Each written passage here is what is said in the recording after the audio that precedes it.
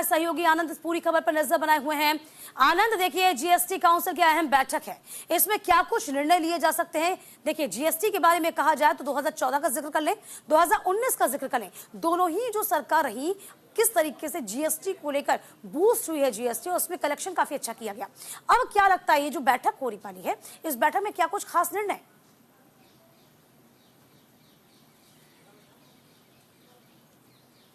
दीपिका, अगर GST council की बैठक की बात की जाए तो वो इस वक्त चालू है, और जो बैठक है वो इसलिए महत्वपूर्ण है कि इसकी अध्यक्षता खुद वित्त मंत्री निर्मला सीतारमण कर रहे हैं। दरअसल इस बैठक को इसलिए बुलाया गया है कि ऑनलाइन गेमिंग को लेकर जो टैक्स चोरी का मामला सामने आया था, उसके बाद हो सकता है कि ऑनलाइन गेमिंग जो साइट्स हैं उन पर टैक्स बढ़ाया जा सके, यानी जीएसटी बढ़ाई जाएगी, और उसके साथ साथ किसानों को थोड़ी राहत दी जाएगी, क्योंकि फर्टिलाइजर्स को लेकर जो जीएसटी बढ़ाई गई थी उसको हो सकता है कि कम किया जा सकता है। तो कहीं ना कहीं इन दोनों बड़े मुद्दों को देखते हुए जीएसटी की काउंसिल बुलाई गई है, जिससे अब जीएसटी की अगर बात की जाए तो आप देखिए तमाम आंकड़े आपको बताएंगे कि टैक्स कलेक्शन में लगातार बढ़ोतरी हो रही है, जिससे कहीं ना कहीं देश की उन्नति में एक आगे बढ़ता हुआ देश चल रहा है। तो उसको लेकर बड़ी महत्वपूर्ण बैठक क्रिप्टो करेंसी का भी जिक्र भी किया गया था इससे पहले, इसमें भी कुछ बदलाव लाने की बात कही जा रही थी। ऑनलाइन गेमिंग का आपने जिक्र किया, ये भी हो सकता है। कहा जाता था कि किस तरीके से जो यदि हम ईंधन की गाड़ियां हैं उनमें कम और इलेक्ट्रिक वाहन है उस पर सब्सिडी मिलती है। इन तमाम चीजों को लेकर भी ये बैठक क्या खास हो जाती है?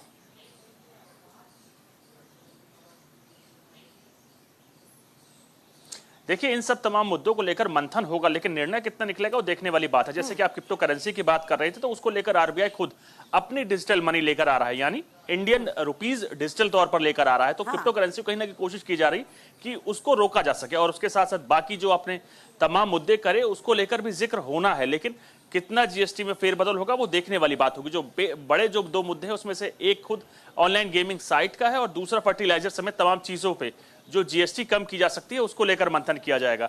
हो सकता है कि और भी बाकी कई चीजें, जैसे कि आप किसानों से रिलेटेड हो सकता है तो उसमें जीएसटी कम की जा सकती है। लेकिन अभी जो सबसे बड़ा मुद्दा वो ऑनलाइन गेमिंग है, क्योंकि 1 लाख करोड़ से ज्यादा का जीएसटी चोरी का मामला पिछले 2 साल से ऑनलाइन गेमिंग साइट्स पर आया है, जिसके बाद उनको नोटिस भी जारी किया गया था, और आज बैठक होने के बाद हो सकता है कि उन पे जुर्माने के साथ साथ जीएसटी भी बढ़ा दिया जाए।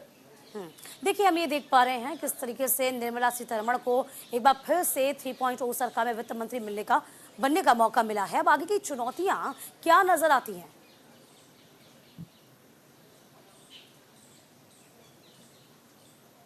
देखिए, अगर बात की जाए वित्त मंत्रालय की तो दूसरी बार माफ कीजिएगा कि निर्मला सीतारमण ही वित्त मंत्री के तौर पर आगे बढ़ रही हैं।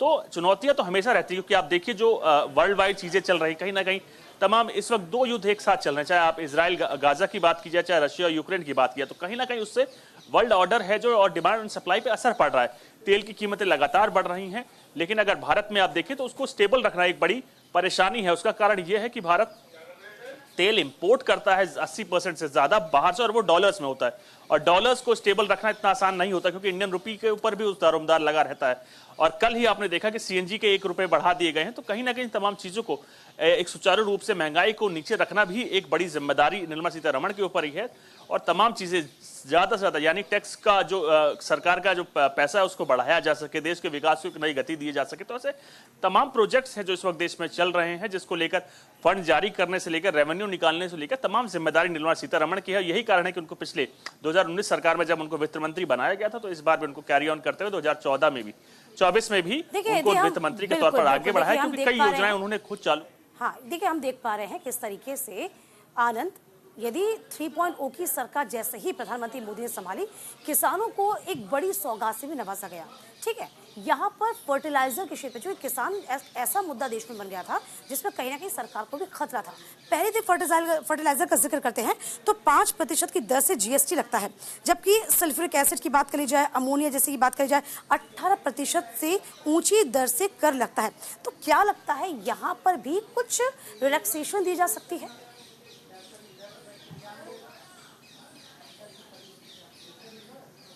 जी बिल्कुल, उसी के लेकर मंथन चल रहा है, क्योंकि किसानों को आप देखिए जैसे ही मोदी सरकार 3 बनी है उसके बाद से ही सबसे पहला कार्य जो किया गया वो था किसान सम्मान निधि जारी की गई, और उसके साथ साथ तमाम जो योजनाएं हैं किसान को लेकर अब की बार का जो फोकस है वो किसानों को लेकर होगा मोदी सरकार, क्योंकि कई आपने देखे किसान आंदोलन हुआ जिसका खामियाजा बीजेपी ने भुगता है, चाहे पंजाब की बात किया चाहे हरियाणा की बात किया, और कहीं ना कहीं विपक्ष ने उस मुद्दे को कुछ इस पर जोर उठाया कि उसका सीधा खामियाजा बीजेपी को उठाना पड़ा है, वो इस चीज को मान रही है। और यही कारण है कि मध्य प्रदेश के वरिष्ठ नेता, बीजेपी के वरिष्ठ नेता जो कई बार मुख्यमंत्री तक रह चुके शिवराज सिंह चौहान, उनको देश का कृषि मंत्री बनाया गया और तमाम जिम्मेदारी अब उनके कंधों पर सौंपी गई है, जिसको कि तमाम किसान हिताय या किसान सुखाय को लेकर आगे योजना बनाने के साथ साथ अब पंजाब की अगर बात किया, रवनीत सिंह बिट्टू जो कि खुद चुनाव हार गए थे, उनको एमओएस का 2 प्रोफाइल दिया गया, एक रेलवे और इसके साथ एक पीडीएस। तो तमाम चीजों को देखते हुए कहीं ना कहीं बीजेपी कोशिश कर रही है कि इन तमाम चीजों को सुचारू रूप से किया जा सके, और किसान जो कि माना जा रहा है कि अब बीजेपी के साथ उतना दिल से नहीं है तो उसको वापस जोड़ा जा सके, उसको लेकर ही तमाम चीजें कवायद आगे बढ़ रही है। आज जो मंथन होगा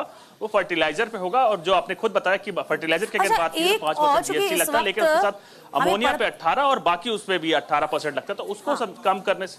हाँ, एक और चीज जैसे कि विलासिता की वस्तुएं हो गई, हम स्पेक्ट्रम का भी जिक्र कर लेते हैं। यहाँ पे स्पेक्ट्रम शुल्क पर जीएसटी, अभी देखिए दूरसंचार कंपनियों को जो स्पेक्ट्रम शुल्क के लिए भुगतान करना पड़ता है ना, उनकी किस्तों के साथ जीएसटी देना होगा, ये भी कहा जा रहा है। और ये भी कहा जा रहा है कि विलासिता वाली जो वस्तुएं हैं उस पर 28% की दर के अलावा उपकर भी लगाया जा सकता है। क्या इस पर भी विचार विमर्श किया जा सकता है?